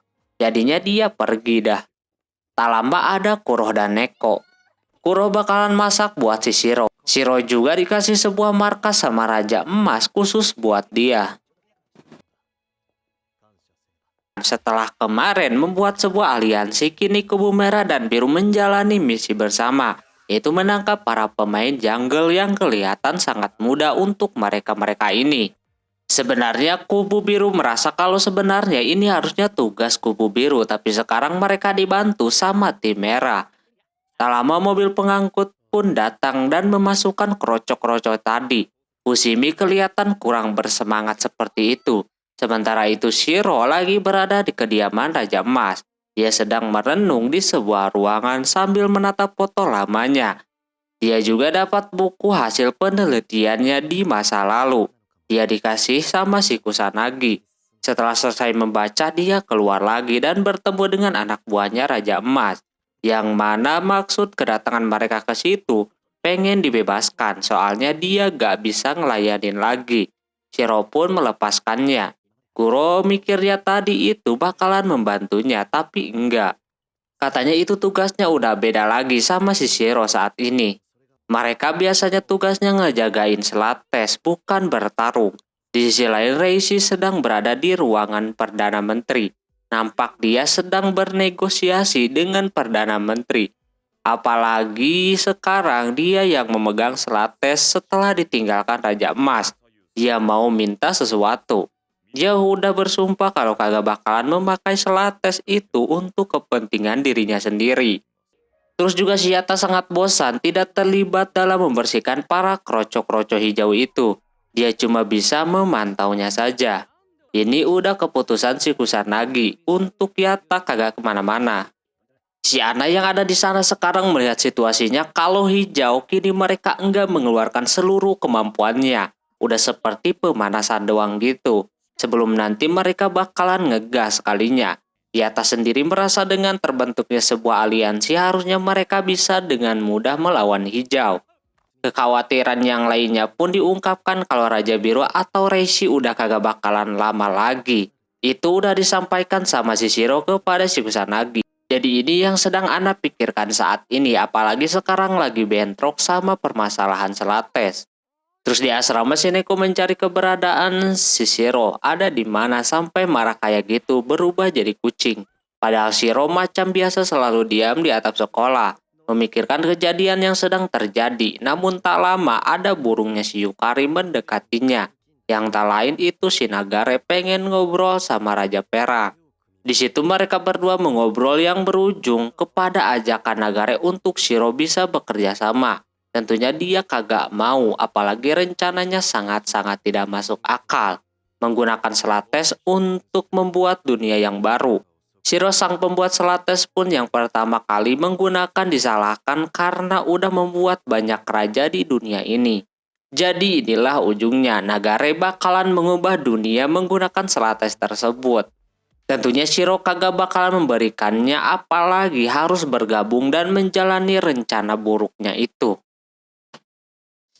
Di sisi lain, si Nagare memberitahu sesuatu kepada bawahannya itu tentang misinya yang sebenarnya. Walaupun dia agak sedikit dicuekin juga sama Yukari dan yang lainnya. Dia akan mengambil Slates pada hari Natal nanti. Tempat Slates itu berada di sebuah tower. Dan yang menjaganya sekarang adalah Raja Biru. Semenjak kepergian Raja Emas, kemungkinan Raja Biru kagak bakalan macam-macam sama Slates. Karena kalau kagak bisa menggunakannya bisa berbahaya. Nagare yang dicuekin dari tadi ternyata mereka mendengarkan apa yang Nagare sampaikan. Sementara itu Shiro mengumpulkan kedua raja untuk melakukan rencana selanjutnya. Dia tahu kalau Nagare bakalan bergerak untuk mengambil Selates pada malam Natal nanti. Di situ Shiro enggak mudah untuk membuat kedua raja itu percaya sama rencananya. Bahkan sempat diragukan. Kuro mencoba untuk meyakinkannya kalau Shiro ini ahli strategi dan dia juga cerdas. Shiro langsung aja mempertegas kalau dirinya sudah tahu betul Raja Hijau itu, dari kekuatan ataupun yang lainnya. Tapi awas Shima masih penasaran apa yang sebelumnya terjadi sampai Nagare menginginkan Selates. Dia menjelaskan sebelumnya Nagare pernah bertemu dengan Raja Emas, dan saat itu Raja Hijau dikalahkan. Nah sejak saat itu dia kagak mau bergerak lagi, namun ketika Raja Emasnya udah meninggal, Nagare kini lebih leluasa menjalankan rencananya. Karena udah kagak ada penjaga Selates yang kuat macam Raja Emas lagi. Kalau sampai bisa diambil berbahaya. Emang Nagare kuat tapi dia bisa dikalahkan, apalagi ini 3 raja. Ana pun langsung memutuskan untuk membantu dan Reishi juga ikut-ikutan, tanpa berkomentar apapun. Lalu Shiro memberikan rencananya. Sesudah itu Ana dan Kusanagi udah percaya 100% sama si Shiro. Cuma mereka bingung sama si Reishi yang kagak berargumen dari tadi. Shiro mencoba membela Reishi dengan keadaan dia saat ini. Ditambah dia ngurus Selates yang sangat sulit itu, patut mereka harus bersyukur dan berterima kasih sama si Reishi ini. Setelah itu rencananya pun mulai dilakukan. Mereka udah siaga di tempat untuk menunggu kedatangan musuh. Tak lama Sukuna bersama dengan Yukari sudah maju duluan. Awashima yang ada di bawah cuma bisa sedikit mengulur waktu saja. Di sana Yukari bertugas buat membukakan jalan doang untuk Nagare. Soalnya Nagare kagak kuat lama kalau bertarung. Makanya harus ke intinya saja. Kuro udah percaya dengan apa yang Shiro rencanakan saat ini. Neko pun senang semuanya bisa berkumpul dan bertarung bersama. Kini tinggal menyerahkan semuanya ke teman-teman yang lainnya. Ana juga udah mengisi energinya. Di tengah sedang menjalani rencana dengan mulus, Yukari dan Sukuna berpisah. Lantas ini membuat Kusumi sebagai operasional sulit mengeluarkan jebakan yang udah mereka pasang. Yang lainnya tetap berada di titik waspada saat ini. Mereka mengiranya tim merah bakalan bertemu dengan Sukuna dan Shiro bakalan bertemu dengan Yukari. Taunya kagak gitu, malah Yukari ke tim merah Yata sama si gendut auto lari seperti itu. Sementara Shiro yang mau bersiap, Kuro malah kagak percaya diri kalau dia kagak bisa melawan si Yukari. Andai saja dia lebih kuat, Shiro melihatnya nggak kayak gitu. Kuro tetap kuat di matanya, tak lama ada yang datang. Yang tak lain itu Sukuna, lantas mereka bingung tapi itu bocah berani banget. Untungnya Kuro yang maju melawan, itu pun dia kalah. Apalagi harus berhadapan dengan si Shiro. Neko pun mencoba membantunya sedikit. Di sisi lain Nagare bersama Iwa itu sudah sampai di lantai bawah. Dia tinggal maju aja ke depan. Iwa mengira ini terlalu cepat buat datang. Tapi Nagare sengaja karena dia udah kagak tahan. Walaupun ada 3 raja di tower ini, tapi menurutnya sangat mudah buat dikalahkan. Langsung aja dia berubah menjadi seperti itu dan larinya sangat kencang banget. Yukari yang tugasnya cuma membukakan jalan doang dan menghancurkan jebakan, dia kagak perlu mengeluarkan banyak tenaga. Pas masuk di depannya terdapat kubu merah dan kubu biru juga berada di belakangnya. Saat ini Yukari udah terkepung. Iwa sendiri merasa senang akhirnya si Nagare bisa bersemangat dan bertarung lagi. Setelah terakhir melawan Raja Emas, sekarang udah kagak ada Raja Emas, dia jadi leluasa seperti itu.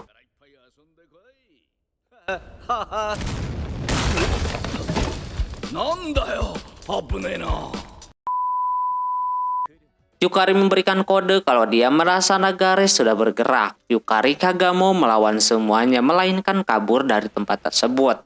Sementara Shiro masih disibukkan dengan Sukuna yang kekeh pengen melawan mereka bertiga.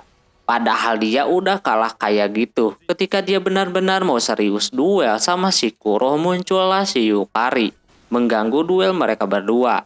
Dia mempunyai alasan untuk menghentikan perkelahian ini, walaupun si Sukuna bersikeras. pengen ribut tapi itu cuma jadi penghambat rencananya. Yukari mengajaknya untuk mundur karena Yukari udah berjanji kalau Kuro itu cuma buat miliknya. Jadi tinggal nunggu waktu aja mereka ribut berdua lagi. Sukuna pun mengalah dan pergi dari tempat tersebut. Di sisi lain, Ana dan yang lainnya bakalan menyusun rencananya kembali. Setelah si Yukari dan Sukuna tiba-tiba aja pergi dari tempat itu. Udah saatnya mereka siaga dengan Raja Hijau. Terus Fushimi juga diarahkan untuk menutup darurat tempat itu. Dia pun langsung melakukannya walaupun penjagaan itu kagak kuat. Tapi sebagai pengulur waktu sangat bisa supaya Nagare agak terhambat sedikit. Dia super kenceng banget larinya anjir. Hingga tak lama kemudian datang si Nagare ke hadapannya si Ana. Dia langsung menahannya tapi itu orang cuma lewat doang. Ana langsung mengejarnya. Ini bukannya pada ribut, malah balapan seperti itu. Apalagi Ana mencoba menceramahi orang itu. Tentunya dia kagak mau dengar dan terus fokus dengan tujuannya. Ana pun mencegatnya dan memberi perlawanan sedikit. Hal itu membuat si Nagare terkejut sama raja baru macam si Ana. Lalu Nagare mulai serius seperti itu. Ana mencoba melawannya lagi. Kali ini Nagare lebih cepat larinya dan serangan Ana nampak percuma saja. Sampai akhirnya Nagare terpaksa menabrakkan kekuatannya kepada Ana. Dan Nagare berhasil masuk ke pintu terakhir. Tapi Reishi dengan mudahnya menahan serangan tersebut. Dan Nagare kenok gitu aja. Shiro langsung ke tempat Selates itu berada. Sebenarnya si Reishi tinggal menghabisi si Nagare. Cuma lama banget anjir, pakai ada acara ngobrol segala. Nagare yang kekuatannya terbatas itu karena dia sebenarnya udah meninggal. Dan itu jantung buatan yang dirancang sama dia sendiri. Makanya udah kayak baterai gitu. Setelah lama ngebacot ria, akhirnya si Nagare menjelaskan kalau dia muncul sekarang membukakan jalan karena ada orang lain yang bakalan menyusulnya. Dan hal itu benar, muncul pedang di atas sana. Dan seketika Yatta yang mau menyamperi si Ana tiba-tiba aja ada kabut entah asalnya dari mana. Terus terlihat ada yang lewat macam seseorang gitu. Fushimi juga kagak bisa mendeteksi tiba-tiba aja ada raja di sekitar mereka saat ini. Yang di atas juga dibuat bingung dengan situasinya, semua di luar rencana si Shiro. Reishi udah tahu siapa yang datang. Yaitu Raja ke-6 Raja Abu-Abu yang tak lain itu si Iwa anjir, diem-diem raja. Diceritakan setelah kejadian Kagutsu yang mana kota benar-benar hancur lebur. Di sana menyisakan Iwa sendiri, dia berteriak mencari orang yang masih bertahan.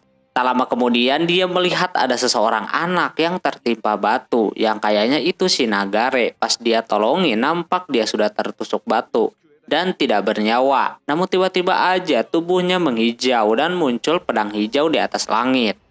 Kembali ke pertempuran, Fushimi melihat pedang raja kini menjadi 5, tapi yang hijau udah meredup seperti itu.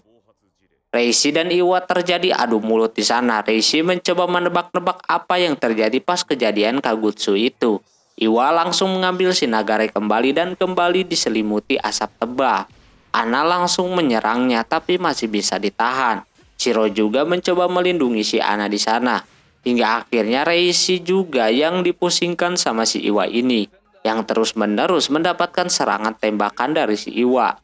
Reishi juga sesekali menyerang tapi berasa percuma aja serangannya, kagak ada yang kena.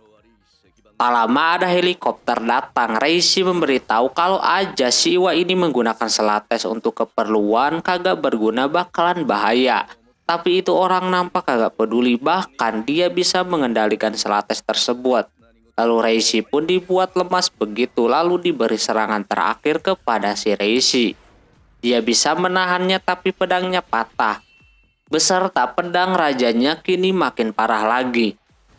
Ledakan pun terjadi. Entah apa yang dilakukan si Shiro, Selatesnya dicuri dengan sangat mudah di sana. Fushimi merasa senang ketika misi mereka gagal. Shiro langsung terdiam, kagak tahu lagi dia harus bagaimana. Apalagi merebutnya kembali harta peninggalan Raja Emas yang dibikin cukup lama sekali. Ana masih belum menyerah, masih ada waktu untuk mengambilnya kembali. Tapi tim merah merasa rencananya itu gagal total. Harusnya mereka menghadang si Raja Hijau. Tak lama datang Fushimi yang memprovokasi kalau membentuk aliansi itu sangat kagak ngaruh sama sekali. Dia tak marah-marah karena mereka sudah berjuang keras. Ya kayak dia yang diam terus. Apalagi memikirkan rajanya yang habis duel sama Raja Abu-Abu. Fushimi pun pergi. Dia seperti akan merencanakan sesuatu gitu. Terus dia ke tempat sisi Reishi. Banyak orang yang terluka juga di sana. Reishi mengakui kekalahannya. Dia cuma menyuruh Fushimi untuk tetap mengikuti rencananya Shishiro. Tapi orang itu seperti kagak mau. Apalagi dia berpikiran dengan Reishi yang menjaga Selates harusnya dia menggunakan buat ngebikin dunia baru. Tapi Reishi sendiri enggak kayak gitu. Dia menyilahkan si Fushimi ini untuk pergi dari klannya. Kalau kagak suka sama tindakannya. Dari awal Reishi udah tahu kalau Fushimi kagak suka sama aliansi ini dan dia emang pengkhianat dari dulu. Pindah-pindah klan mulu. Alhasil dia sakit hati digituin. Lalu keluar dari klan tersebut. Setelah itu Awashima menelpon Kusanagi untuk menanyakan si Fushimi yang keluar dari klan. Sekarang entah kemana. Pekerjaan klan biru jadi amburadul kalau kagak ada si Fushimi. Sedangkan Fushimi sendiri karena tadi udah disebut pengkhianat, jadi dia bakalan jadi pengkhianat beneran, yaitu login game jungle. Fushimi mengunjungi tempat penahanan. Di sana ada seorang bernama Hanasaka. Dia ranking U di game jungle. Cuma dia ketangkap sama klan biru. Si Fushimi berniat untuk meminta bantuan si Hanasaka ini untuk cepat nyampe ranking J. Setelah sebulan, Kuro jadi incaran para pemain jungle. Ditambah lagi banyak orang-orang yang memiliki kekuatan secara massal. Ini mungkin awal dari kekuatan Selates yang si Nagare culik. Ini masih baru proses. Di pemberitahuan terdapat info kalau Hanasaka emang sebelumnya udah kagak ada urusan lagi. Poin dia udah habis, tapi yang mengejutkannya si Fushimi dengan cepat sudah mencapai level U. Kalau ngerjain misi susah bakalan cepat ranking J. Dan juga bisa mengejar rekor si Sukuna. Si Sukuna merasa terancam. Sukuna langsung mau menyelesaikan misi yang mudah-mudah dulu. Di sisi lain Kuro baru nyampe asrama. Dia basah kuyup gara-gara di jalan tadi. Kukuri harus pergi untuk kumpul OSIS. Di sana Shiro lagi mempelajari gimana cara menghancurkan Selates. Neko di sana meledek si Kuro karena kerja dia kagak ada gunanya. Tapi ada satu yang berguna yaitu memasak buat mereka. Karena kalau kagak makan Shiro bakalan mati katanya kayak gitu. Alhasil dia mau masak kare. Sementara itu Awashima dan juga Kusanagi mengikuti sebuah event yang diadakan sama klan hijau. Mereka menyamar macam itu, di dalamnya banyak banget player-player bahkan penjabat juga ada. Mereka berdua langsung aja ke tugasnya yaitu mencari tahu sesuatu. Awashima sengaja menggoda satu player untuk mengambil HP-nya dan melihat daftar siapa saja yang hadir di sana. Pas dia mau cek keburu ada yang menghancurkan HP-nya. Pas mau kabur pun mereka berdua direpotkan sama satu kroco.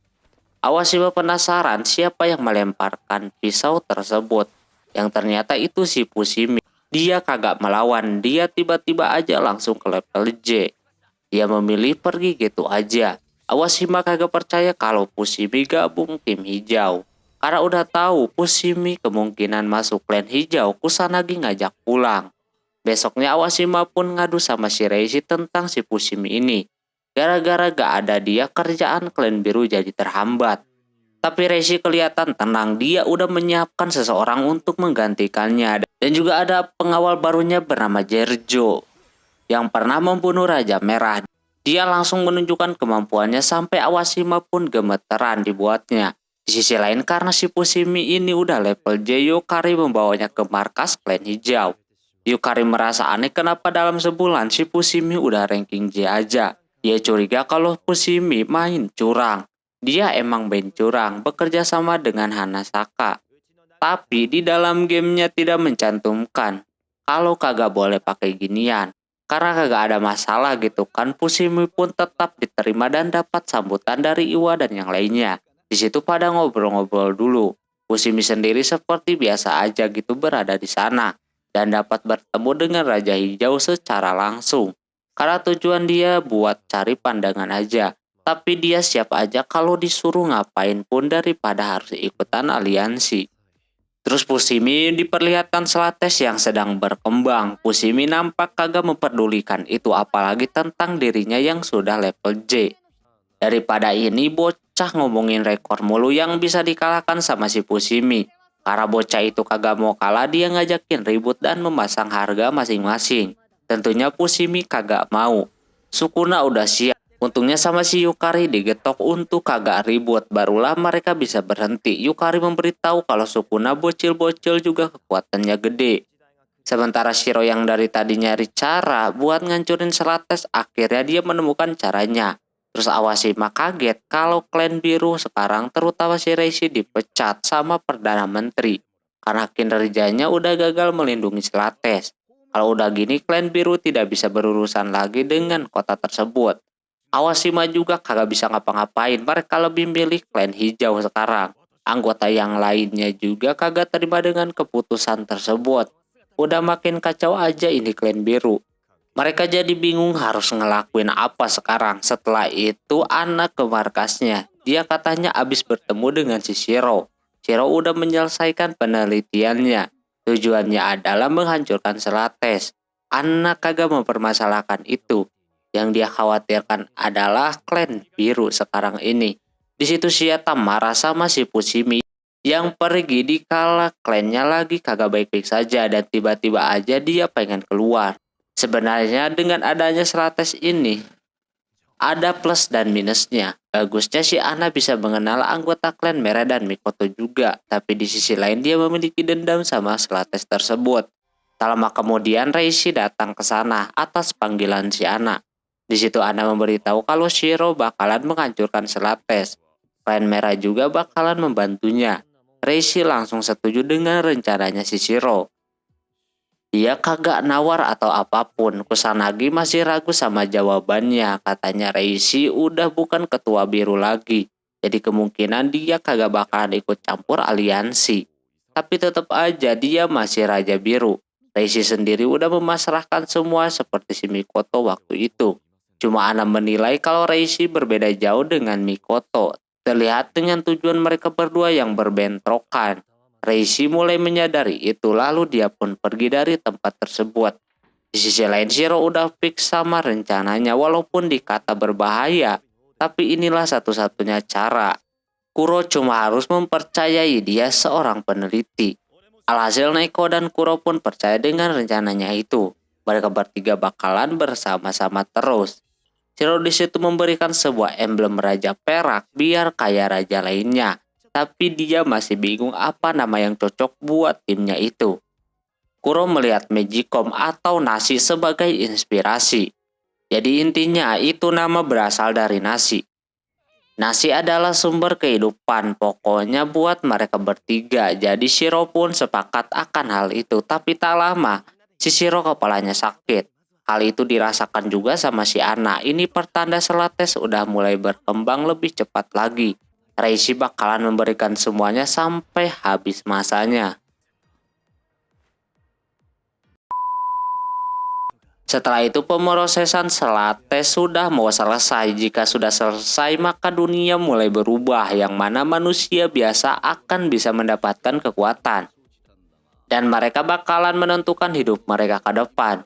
Sebenarnya ini tujuan si Shiro dari awal, tapi Raja Emas menghalangi itu jadinya seperti sekarang. Slates yang udah bertebaran maka kekuatan raja sebelumnya bakalan hilang.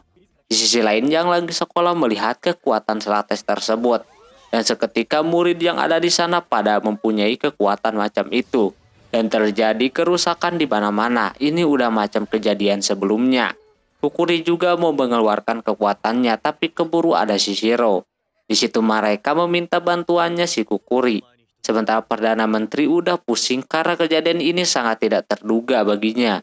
Kotanya makin hancur kali ini.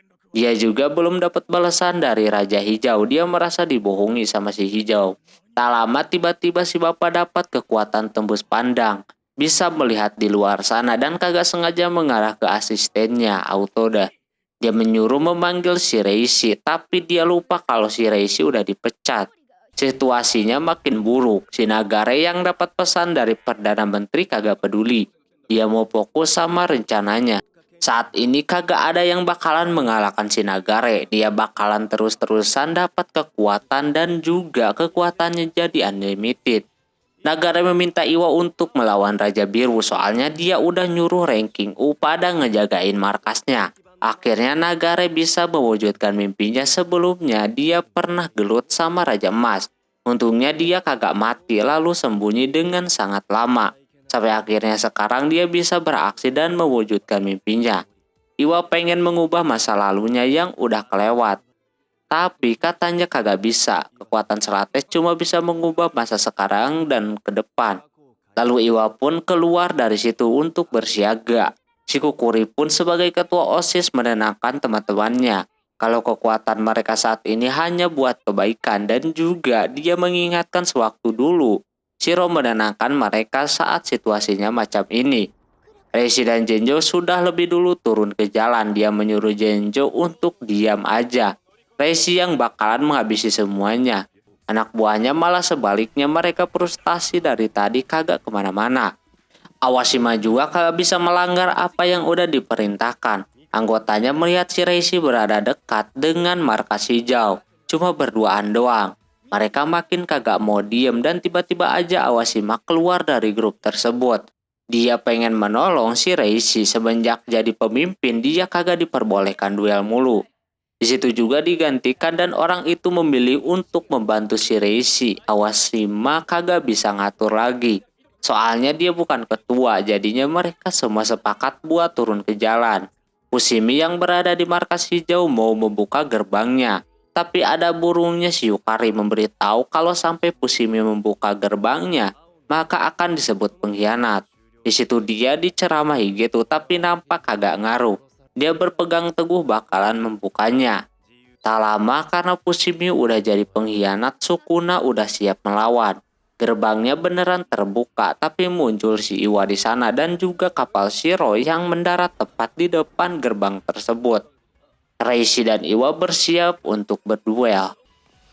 Sebelum itu Shiata bertemu dengan si Reishi. Dia menanyakan tentang si Fushimi yang keluar dari klan. Ternyata itu suruhan si Reishi sebagai misi. Walaupun berbahaya, tapi Fushimi kelihatannya lihai menjalankan rencana tersebut. Terus sebelum berangkat ke tempat, mereka naik kapal milik Shishiro sambil membagi-bagi tugas bila di markas nanti. Ana juga memberikan bola-bola kepada yang lainnya. Di situ Shiata disuruh Kusanagi untuk mencari si Fushimi. Ana mempercayakan itu kepada Shiata, lalu kapal pun mulai mendarat. Setelah itu Reishi menghadapi Iwa dengan sendiri. Tentunya sudah terlihat Reishi sangat kewalahan melawan si Iwa sendirian. Bahkan hampir saja dia mati. Untungnya datang anak buahnya beserta Awashima yang langsung melindungi si Reishi ini. Dia bingung kenapa mereka ada di depannya, padahal dia kagak memerintahkannya. Mereka udah tahu apa tujuan klan mereka dan juga anggota biru yang lainnya udah pada nolongin. Ini saatnya mereka bersatu. Alhasil Reishi meminta bantuan mereka. Iwa langsung menembakkan peluru yang kuat banget ke arah Reishi. Tapi anggotanya itu mampu menahannya. Dan Reishi langsung menghabisi si Iwa dengan satu serangan saja. Setelah semuanya beres sebenarnya si Reishi waktunya udah kagak banyak lagi untuk bertahan. Harusnya udah tinggal dibunuh aja kalau pengen aman. Tapi Awashima tidak membiarkan orang lain mendekati si Reishi. Terus tim merah yang berada di bawah membukakan jalan untuk Shishiro masuk. Mereka nampak sudah ditempatkan di beberapa titik yang sudah ditentukan. Pas sudah semuanya, kini giliran Shiata yang masih mencari keberadaan si Fushimi. Fushimi sendiri malah kalah anjir sama si Sukuna. Kakinya kena pisaunya sendiri kayak gitu. Untungnya Shiata datang tepat waktu jadi masih bisa selamat. Shiata membawa si Fushimi terlebih dahulu ke tempat yang lebih enak.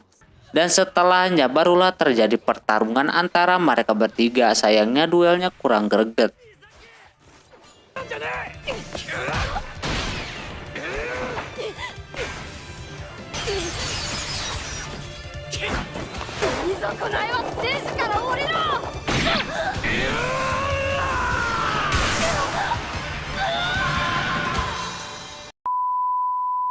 Duel kali ini tentunya dimenangkan mereka berdua. Sesudah beres semuanya, Fushimi meminta Yato untuk pergi meninggalkannya. Karena Yata masih ada misi selanjutnya, Yata pun pergi dari tempat itu meninggalkan si Fushimi sendirian. Di sisi lain Shiro, Kuro, dan Neko bertemu dengan si Yukari di sana. Kali ini Kuro yang bakalan menghadapinya seorang diri dan menyuruh Shiro untuk duluan. Shiro langsung cepat-cepat ke sana, ada Kroco yang menghalanginya juga kagak ngaruh. Neko sikat sampai akhirnya dia sampai. Di sana mereka ngobrol-ngobrol lah tujuan si Nagare ini maunya apa. Sebenarnya katanya si Neko ini dulunya korban kejadian Kagutsu itu. Cuma bedanya Nagare jadi raja kalau Neko cuma punya kekuatan saja.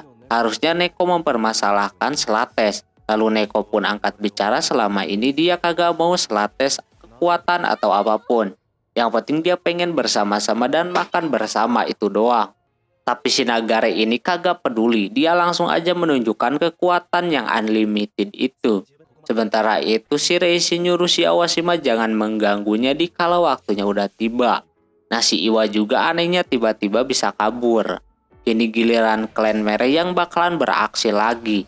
Mereka udah kumpul di titik yang sudah ditentukan. Tinggal si Yata saja. Si Ana langsung aja dia mengeluarkan kekuatannya lalu membukakan jalan hingga satu arah. Anggota yang lainnya melemparkan kelereng yang diberikan Ana dan meledak sampai ke bawah sana. Si Nagare kira itu adalah rencananya si Shiro. Ternyata pas tahu kalau rencananya menghanguskan Selates menggunakan pedang rajanya dia langsung kaget. Shiro udah mempertimbangkan dan udah mencari tahu caranya. Di sisi lain si Kuro dan Yukari terlihat kali ini lebih seimbang. Nah di situ dia mendapatkan sebuah kekuatan yang Shiro berikan sehingga dia bisa menang.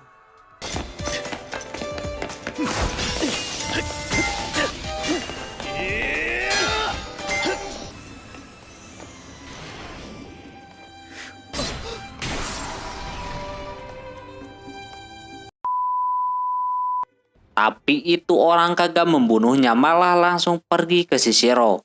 Shiro mencoba mengeluarkan semua kekuatannya sampai melebihi batas. Karena hal itu membuat pedangnya jadi kehilangan kekuatannya. Nagare tentunya kagak mau hal itu terjadi. Dia mencoba menahannya dan melawan si Shiro. Untungnya si Kuro datang membantu lalu pedangnya pun sudah turun. Nagare merasa aneh kenapa kekuatannya Shiro sangat besar sekali hingga akhirnya pedangnya menusuk Selates itu dan hancur. Pedang-pedang raja pun menghilang, termasuk yang tadinya Reishi udah kritis, kini dia masih selamat. Entah kenapa si Awashima di situ menampar si Reishi. Nagare udah kagak bisa bertahan, selama ini dia hidup karena adanya Selates. Tak lama Iwa datang, dia menyuruh mereka pergi dari tempat itu. Karena tempat itu udah mau dirusak sama si Iwa, makanya dia menyuruh yang lainnya juga pada pergi. Dan itulah pertarungan yang membagongkan sebenarnya. Selepas udah di atas Shiro, sebentar lagi kekuatannya bakalan menghilang. Karena Selatesnya juga udah hilang. Shiro bakalan kembali ke tubuh aslinya, jadi Shiro bukan Raja Perak lagi. Dia berjanji bakalan kembali lagi menggunakan tubuh aslinya. Selama dia pingsan dan Shiro menjadi anak biasa lagi. Yukari memberikan penghormatan kepada Iwa dan juga Nagare. Sejak saat itu semuanya terlihat damai, melakukan hal-hal seperti biasa dan juga Neko kembali bersekolah. Sedangkan Raja Perak Weisman kini sudah kembali ke tubuh yang asli dan animenya tamat. いただきます